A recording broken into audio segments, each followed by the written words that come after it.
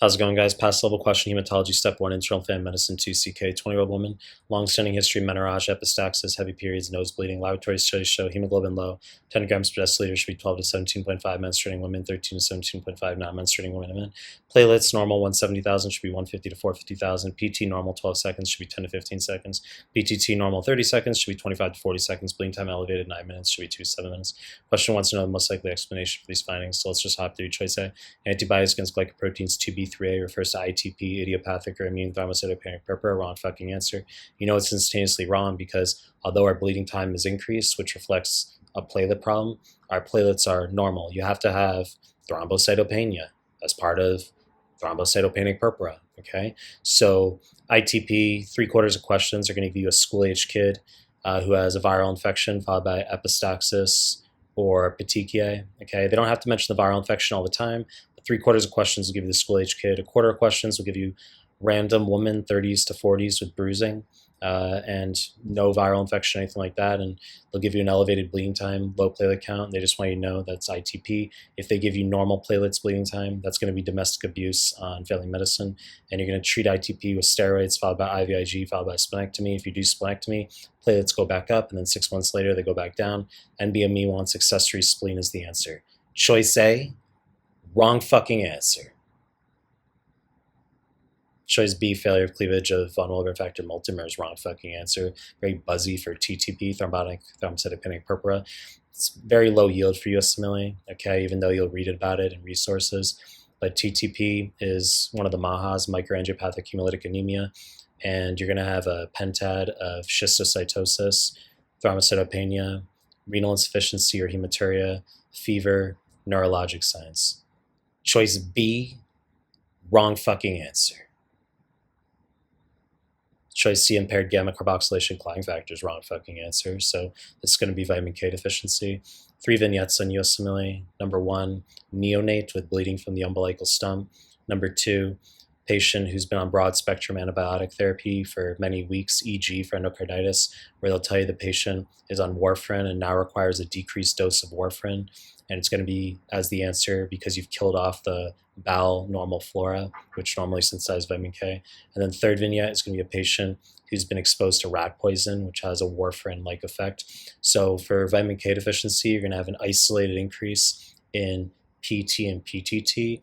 Your bleeding time is normal. So PT and PTT refer to clotting factor function. Okay? Bleeding time refers to platelet function. So in vitamin K deficiency, there's nothing wrong with platelets. Hence your bleeding time is normal. Okay, it's just a clotting factor problem. So vitamin K, cofactor for gamma glutamyl carboxylase, is going to activate clotting factors 2, 7, 9, 10, as well as anti-clotting proteins CNS. But for ITP, as we mentioned before, we have an isolated increase in bleeding time because it's a platelet problem.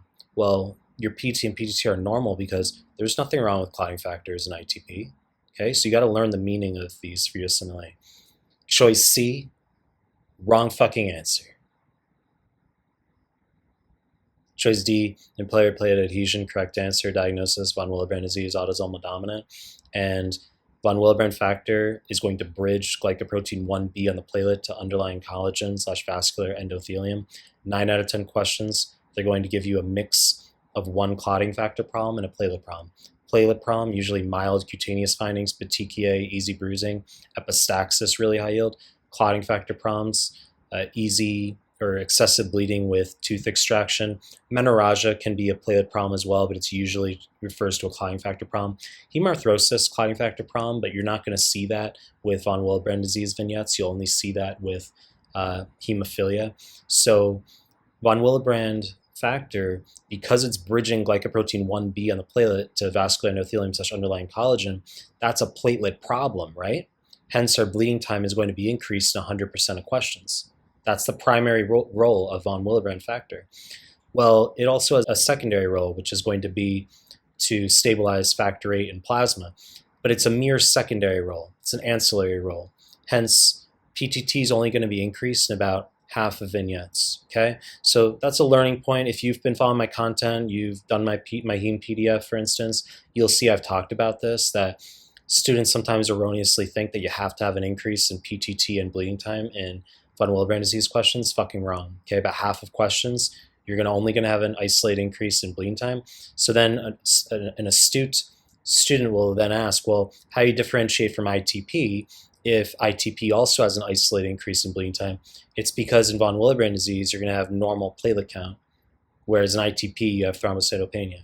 Okay, so von Willebrand disease, as I said, autosomal dominant. You got to know the inheritance pattern.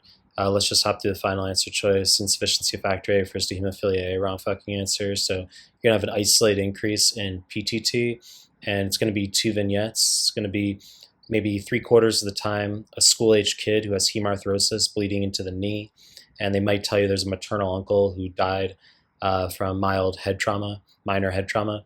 And then the quarter of the question, second way they can ask it is in pediatrics. They can say excessive bleeding with circumcision. Choice C, wrong fucking answer. You know the deal. I need to make more content. I feel like my stuff. Subscribe my channel. Appreciate your time. That's it.